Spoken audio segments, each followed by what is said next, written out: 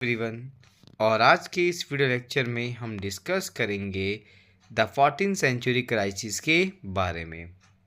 Class 11 3 orders chapters we are about to continue. European इतिहास का एक ऐसा समय जहाँ पे ड्रामेटिकली चेंजेस आए थे इन मल्टीपल फॉर्म्स में, जो आज की इस वीडियो में हम डिस्कस करेंगे। Yes students, first point we have the plague. Plague एक ऐसी डिजीज़ थी जो 1327 और 29 के बीच में यूरोप में स्प्रेड होती है, जिसका कारण था आपका सिल्क रूट। सिल्क रूट आपका क्या था? It's an ancient trade area, एक ऐसा नेटवर्क एरिया जहाँ पे व्यापारी लोग आपके डेजर्ट से या माउंटेन से एक प्लेस से दूसरे प्लेस में माइग्रेशन करते थे for increasing there wealth and trade. और इसी ट्रेड एंड वेल्थ के कारण ही जो आपकी सबसे ह्यूज डिजीज स्प्रेड होती है in Europe, it is called the bubonic plague. अब आपका ये बबेनिक प्लेग है क्या? दिस प्लेग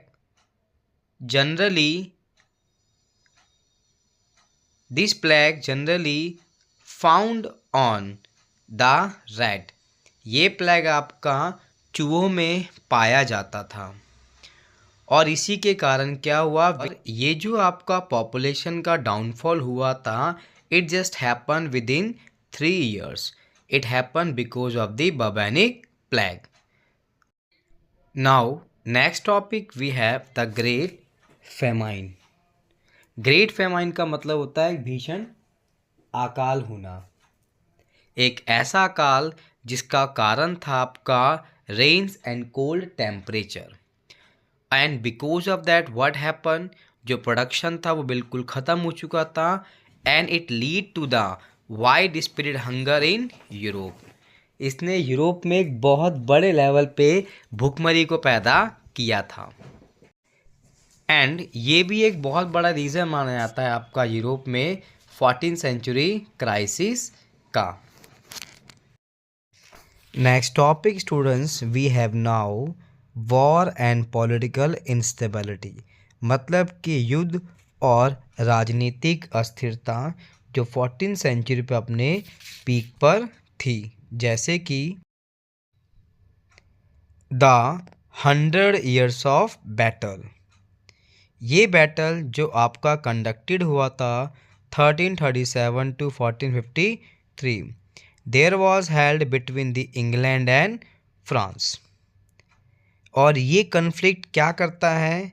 सिर्फ पॉलिटिकल इंस्टेबिलिटी को नहीं, पॉलिटिकल के साथ सोशल एंड इकोनॉमिक इंस्टेबिलिटी को डेवलप करता है यूरोप के अंदर।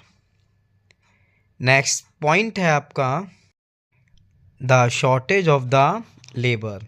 यूरोप में पॉलिटिकल, इकोनॉमिक और एनवायरनमेंट अनकंडीशन के कारण जो सबसे बड़ा ह्यूज इम्पैक्ट हुआ वो हुआ था लोगों के माइग्रेशन के बाद जो आपका लेबर था उसका शॉर्टेज हो गया।